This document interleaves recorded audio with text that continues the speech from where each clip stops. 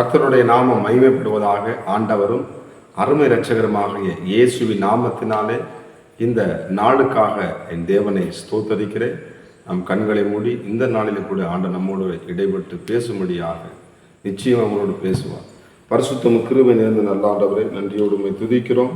ஸ்தோத்தரிக்கப்பட்ட நல்ல இந்த காலை வேலைக்காய் நன்றி. எங்களோடு பேசுங்கப்பா, நாங்கள் கேட்குறோம். இயேசுவின் நாமத்தின் பிதாவே ஆமென். வேதத்தை திறந்து உபாகம புஸ்தகம் 6ஆம் அதிகாரம், அதில் 6ஆம் வசனத்தை வாசிப்போம். உபாகமம் 6:6. இன்று நான் உனக்கு கட்டளையிடுகிற இந்த வார்த்தைகளை உன் இருதயத்தில் இருக்க கடவுது. 7ஆம் வசனம் போட்டுருக்கு பாருங்க. நீ அவைகளை உன் பிள்ளைகளுக்கு கருத்தாய் போதித்து, நீ உன் வீட்டில் உட்கார்ந்திருக்க போதும், வழியில் நடக்கிற போதும், படுத்து கொள்ளுகிற போதும், எழுந்திருக்கும் போதும் அவைகளை குறித்து பேசி.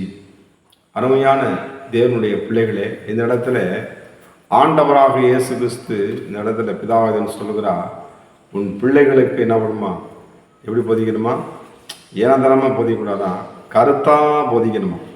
அருமையான தேவ பிள்ளைகளே, நாம் இன்றைக்கி சிறு பிள்ளைங்க, இன்றைக்கி எத்தனை பிள்ளைங்க பார்த்தீங்கன்னா குடும்பங்களில் ஏதாவது அந்த போதனைகளை கேட்டு, சில பிள்ளைங்க பார்த்தீங்கன்னா இந்த கேமுக்கு பார்த்தீங்கன்னா இப்போ கேம் ஆடிட்டே இருப்பாங்க. சில பேர் என்ன பண்ணுவாங்க, ஸ்கூலுக்கு போவாங்க, நல்லா படிப்பாங்க. ஆனால் அந்த டிவின்னு போட்டால் நம்ம இந்த சுட்டி டிவி பார்க்குறது, அந்த டிவியை பார்க்குறது, ஆமாம் சாப்பாடோட தேவையில்லை, அந்த டிவியை பார்த்தா அதிலே என்ன பண்ணுங்க, ஆமாம் நேரத்தை கலைக்கு சாப்பிடாம தூங்குறது, இப்படிப்பட்ட காரியங்களை செய்கிறாங்க. ஆனாலும் ஆண்டவராக இயேசு சொல்கிறாரு, நம்ம பிள்ளைகளை எப்படி நம்ம வளர்க்கணும்னா கருத்தாக வளர்க்கணுமா. சொல்கிறோம் சில பேர் பிள்ளைங்க நம்ம கண்டுக்கவே மாட்டாங்க. வந்தான் போனால் எங்கே போயிருக்காங்க தெரியல, எங்கே போய் சாப்பிட்டானா தெரியல அப்படிம்போம். ஆனால் நம்ம பிள்ளைகளை இந்த நாட்களில், இது கடைசி காலத்தில் நீங்கள் நான் வாழ்ந்து கொண்டு இருக்கிறோம். இந்த இடத்துல ஆண்டவன் உபாகம் 6:6 பிள்ளைகளுக்கு நம்ம என்ன பண்ணுமா, தேவனுடைய வார்த்தை என்ன பண்ணுமா, அது எங்கே வைக்கணுமா? ஏதோ புக்கில் மட்டுமல்ல, இருதயத்தில் என்ன பண்ணுமா. வசனம் சொல்லுது, இன்று நான் நினைக்கிற கட்டை இந்த வார்த்தை நம்ம இருதயத்தில் இருக்க கடவுது என்று எழுதுவோம். நம்மளுடைய பிள்ளைகளுடைய வாழ்க்கையில் இன்றைக்கு நீங்கள் என்ன சொல்லி கொடுக்குறீங்களோ அந்த காரியம்தான் என்ன பண்ணுங்க, கடைசி வரைக்கும் இந்த பிள்ளைகளுக்கு அது ஆசீர்வாதமாக இருக்கும். ஆமாம், அதனால் சில பழமொழியை சொல்லுவாங்க, 5 வளையாதது 50 வளையாதும்பாங்க. அப்போ எந்த அளவுக்கு நம்ம அந்த வளைக்கிறோமோ அந்த அளவுக்கு அந்த பிள்ளைகள் ஞானமாக இருந்து, அந்த ஞானத்தை யார் கொடுக்குறது, அந்த கருத்தாக நம்ம அந்த கேட்குறமா. இயேசுக்கு சொல்கிறார் ஆண்டவராக இயேசு, உன் பிள்ளைகள் என்ன பண்ணுங்க, என்னுடைய வார்த்தைகளை நீ கவனமாய் கருத்தாய் நாம் போதிக்க வேண்டும் என்பதில் நாம் தவறிவிட போகக்கூடாது. நமக்கு வேலைகள் இருக்கும், அலுவலர்கள் இருக்கும், ஊழியர்கள் இருக்கும், எல்லாமே இருக்கும். ஆனாலும் நம்முடைய பிள்ளைகளை சரியாய் பராமரிப்பது தேவன் இந்த பூமியிலே இந்த பிள்ளைகளை நம்மளுக்கு என்ன பண்ணாரு, தேவன் பரிசாக கொடுத்திருக்கிறார், நம்முடைய வழக்க கொடுத்துருக்கிறார். ஆமாம், சரியாக என் பிள்ளை பண்ண வழக்க கொடுத்துருக்கிறார். நம்ம சரியாக அந்த பிள்ளையை வளர்த்து அந்த வார்த்தைகளிலே நம்ம என்ன பண்ணோம், சரியாக நடக்கணும். பார்த்தீங்கன்னா அந்த ஆலயத்தில் கூட சாமுவேல் இருக்கிறான், ஏழி இருக்கிறான். ஆனால் அந்த இடத்துல சாமுவேலை பார்த்து என்ன பண்ணாரு, சாமுவேலே என்று ஆண்டவர் என்ன பண்ணாரு, அவனை பார்த்து 3 முறை கூப்பிடுகிறார் என்பதை நாம் பார்க்க முடிகிறது. இந்த காலை வேளையில் இந்த நாளில் கூட உங்கள் பிள்ளைகளை ஆண்டவராக இயேசு என்ன பண்ணாரு, இயேசு கிறிஸ்துவோடு பேசும்படி, அந்த ஜெபத்தை பண்ணும்படி, வேதத்தை வாசிக்கும்படி.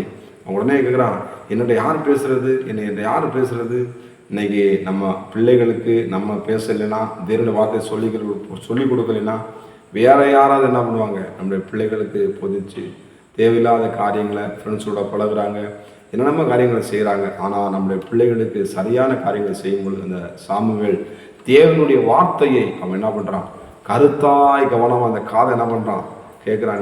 இன்னைக்கு சின்ன பிள்ளைங்க பார்த்தீங்கன்னா கெட்ட வார்த்தைகளை பேசுகிறாங்க, சினிமாவுக்கு அடிமையாகிறாங்க, டிவிக்கு அடிமையாகிறாங்க, செல்ஃபோனுக்கு அடிமையாகிறாங்க, தாய் தகப்பனை எதிர்த்து பேசுகிறாங்க. இன்னைக்கு பயங்கரமான உலகத்தை நம்ம வாழ்ந்து கொண்டிருக்கோம். அருமையான தேவ பிள்ளைகளே, இந்த வசனம் சொல்லுகிறது, அதுக்கு கீழே போடும் 6ஆம் அதிகாரம் உபாகம் 6:8 சொல்லுவது, அவைகளை உன் கையிலே அடையாளமாக கட்டிக்கொள்வாயாக, அவைகள் உன் கண்களுக்கு நடுவாக ஞாபகக்குறியாய் இருக்க கடவுது என்று எழுதப்பட்டிருக்கிறது. அது மாத்திரமல்ல, அதில் பாருங்கள் 6:17 சொல்லப்படுகிறது, உங்கள் தேவனாகிய கர்த்தர் உங்களுக்கு கற்பித்த அவருடைய கற்பனைகளையும் அவருடைய சாட்சிகளையும் அவருடைய கட்டளைகளையும் கருத்தாய் கைகொள்வீர்களாக.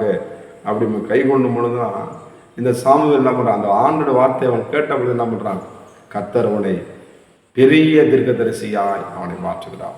நடக்க போகிற காரியங்களை, நடந்து கொண்டிருக்கிற காரியங்களை அவன் விசேஷமாக சாமுவேலை ஆசிர்வதித்த கருத்து ஆண்டவர். ஏன்னா அந்த வார்த்தையை அவன் என்ன பண்ணுறான், கரெக்டாக பிடிச்சிக்கிட்டான்.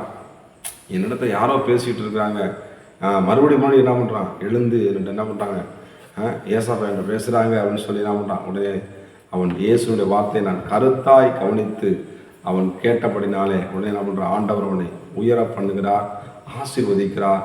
தாவீதோடு கூட கர்த்தர் இருந்தது போல, சாமுவேலோடு கூட கர்த்தர் இருந்தது போல இந்த நாளில் உங்கள் பிள்ளைகளோடு கூட யார் இருக்கிறாங்க இல்லையோ, வானத்தையும் பூமியும் உண்டாக்கின ஆண்டவராக இயேசு இருக்கிறார் என்பதை நீங்கள் மறந்துடாது. உங்கள் பிள்ளைகளை இயேசுடைய கருத்தில் கொடுங்க. உங்களுடைய எதிர்காலம், உங்களுடைய பிள்ளைகளுடைய எதிர்காலத்தை தேவனாகிய கர்த்தர் பார்த்து கொள்வார். நீங்கள் செய்ய வேண்டியது கருத்தாய் இயேசுவின் வார்த்தையை உங்களுடைய பிள்ளைகளுக்கு நீங்கள் போதிக்கணும்.